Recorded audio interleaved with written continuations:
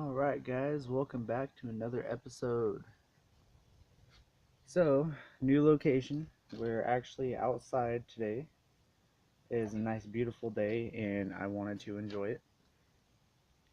So, what we're going over today in this video is I wanted to show you a couple of the mods that I went through and I did to my Traxxas Bandit. First off, you can see I cut all the lugs off of the tires. Let me get you a little closer here. And you see on those, made them completely bald. And that might not be everyone's forte, but that's what I like. It's my RC, it's the way I'm building it. You guys don't have to. I'm just showing you guys what I did to improve the way I like it. The other thing, you can tell mine is sitting really low to the ground. It is not rubbing on the ground. It is barely clearing, probably about, I don't know, I'll say an eighth of an inch, if that.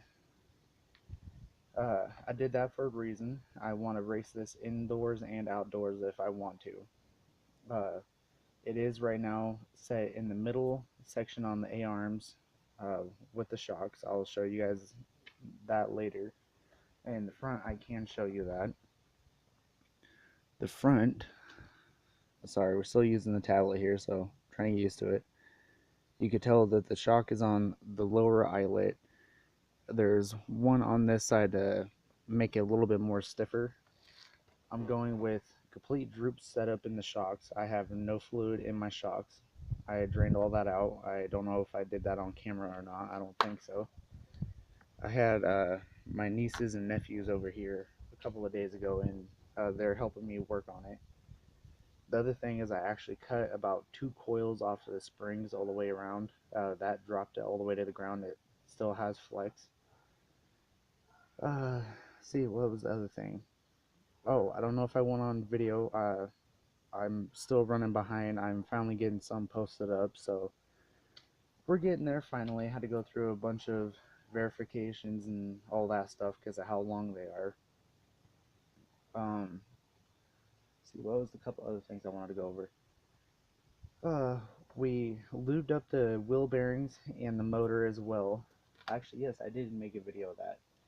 We used the SuperTech lubricant oil, or lubricant lube, whatever you guys want to call it, lubricant. And we did the motor. The motor will smoke probably for about 2 runs.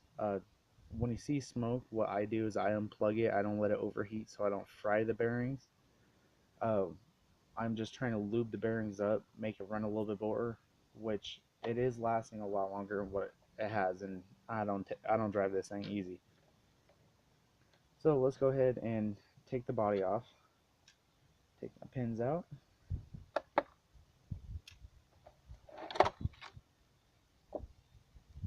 Alright. Now let me look, make sure we got a good view. Yes, sir. Okay. So if you can tell right here, this is all sheathing.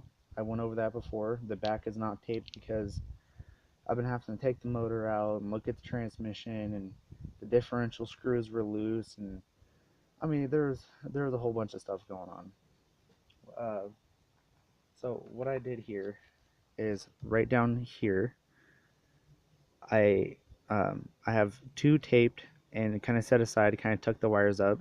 This is the ESC power wire that runs down to the servo right here, and this one is the receiver box.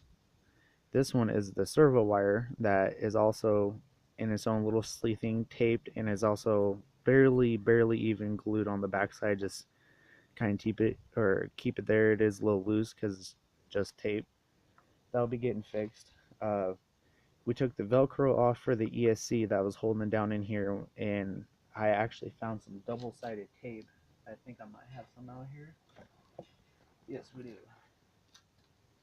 I found some double-sided tape, so we went ahead and cut a couple squares and we taped the ESC back in this box, and it's not going anywhere anytime soon.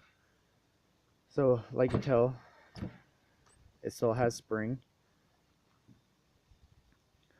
So what we're going to go over today is pretty much a little bit of stuff that I had to do. I had to rip into the gearbox back here. And what I had to do, I am buying a video camera soon. Me and my wife is going to get one for the show. This tablet, I mean, is doing the job, but it is very complicated to make sure I'm still in the shot and getting a good shot for you guys. Anyways, uh, I had to tear into the gearbox because the motor screws, the holes inside the motor, because I mean, it's almost a decade old. The motor screws ended up getting stripped out a little bit. So what I had to do is take plumbing tape. I don't know if any of you guys know that. And I wrapped the screws in a buttload of this. And I got it to at least sit in there so it's not actually vibrating between the spur gear and the pinion. And I went and had to go buy a whole new screwdriver set from my local Walmart. Uh, Cost me about $7, like 7 something after tax. But it had my set screws that I set screw heads that I needed and some other stuff that I needed. And I'm using this as a pointer. It's a very small tip in the adapter. And sorry, my wife is texting me. She's not home at the moment. Uh, let's see. I got the 1500 millihaw shark in there. Oh, what else did I do here, guys? Oh, I had to tighten the differential screws. The differential screws were starting to back out, and I thought my rear end, my differential was starting to get blown because this side over here was actually not spinning as much, which I knew part of it was the wheel bearings, but I was afraid that the differential was about blown on how it was acting. So had to go ahead and change all of that up, and I might be getting, hopefully I'm looking for a new motor, new ESC. I'm thinking about running a 12 turn or lower. Gotta find a new pinion because the pinion set screw is completely stripped and I can't get that off. I am looking into getting a 2 or 3 cell LiPo and LiPo charger. That'll give me a little extra boost. And I mean, the controller setup is fine for right now, but I think that might be one. I found the Spectrum on, I think it was eBay, with the receiver, I think for like $40 with free shipping. But I mean, don't take prices into judgment. It's always different compared to where you live at. So let me go ahead and tear this apart, and I'll get right back onto the show for you guys. Alright guys, we're back. So I got a different angle going on here. Wanted to show you a little something. Right here is where I was telling you guys the different notches for your bottom shock hoop. You have a hole here which can go your lowest, but my tires are too wide, so I can't really run off of this one down here right at the moment. I'm running in the middle for my lowest stance, and then I have one over here to go up higher, which I'm going to move that right here because I'm driving in my grass and I'm tired of getting stuck. I'm wearing down my batteries quicker than I can even really do anything. So I'm going to unscrew this and I'm going to screw it into this top hoop, and then I'm going to reconnect my shock. But before I do that, this is the aftermath of the shock. I'm going to pull it apart and I'm going to show you what I did in my spring. So you're going to pull the bottom off, we're going to pull the top off, but we're going to leave the upper shock slide there, I guess what it's called. I don't really know. I don't know if you could really tell, but right here is where I cut it. I cut 2 of these coils off. So probably about that much. Not very much, about maybe a 1/4 of an inch. I wasn't really measuring it. I was just kind of going with it last night. I was sitting back, you know, setting a couple down, having just relaxing with my wife, and I was dinkering with it. She was doing homework, and I decided, let's go ahead and tinker with the car. Why not? So that was my aftermath. So I'm going to go ahead and rescrew this, and I'll show you guys the aftermath. Alright, So we got all the shocks set up the way we want all the way around. Okay, so that's all done. The last thing I really wanted to go over before I put the wheel back on was my spur gear. How I like to have my mesh is where you can barely even move it and you can hear that click in it.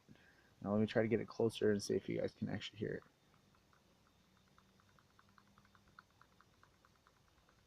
Now I don't know if you guys can hear that, but I set it to where there's just barely enough play in it to get it to move freely, so it's not binding up, but it's not too loose, that way it's tearing it up. Thing I did with my slipper clutch is I tightened it all the way down and then I backed it off, I believe 2 full turns, or tried 2 full turns or 1 full turn. I can't remember if it was 1 full or 2 full. So that's how I set up my slipper gear setup. So now since we went all over that, another way you could check this is take a piece of paper, and I watch people put it in there and then you just roll it around and then keep pressing, rolling it around, and then once you can see the teeth through the paper, you have a nice set, good set spur. So then you'll tighten it up through your 2 motor screws, tighten those down, and then you'll have pretty close to the same setup as I do. So now since we went over that, I'm going to go ahead and put the tire back on. Okay, so from what you could tell, we still have a pretty low stance, right? Well, we're also going to install these shock spacers. So you're going to pull down the top of the spring cap, not just the spring, but the spring holder. And then you're just going to shove that right over the shock.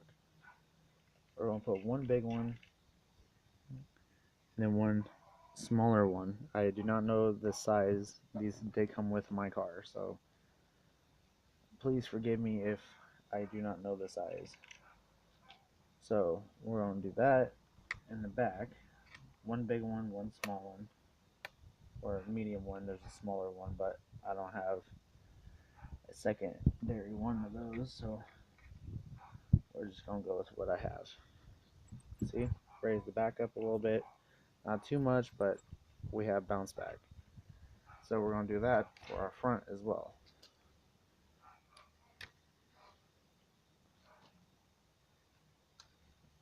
Pull one down.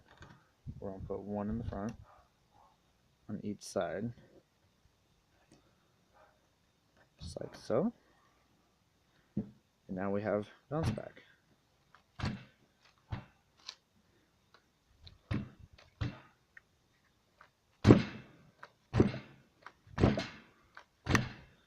That's not even bottoming me out though. That sound is my metal rack that I set this all up on.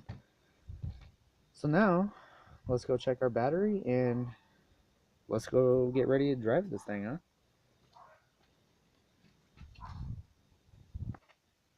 I'm thinking that's about ready. It's a little warm, but it doesn't have a full charge on it, but I think that'll work. Let's see if we can do this one-handed here. There we go. From the wall. We're on my kitchen, that's why we were not really looking through anything else. Alright, here we are. Back on my back patio. Chilling with my girly loose. What's up, baby mamas? Alright, now here we are back at our workstation. Let's go ahead and set this battery up. Should probably go throw that shark on the charger too, huh?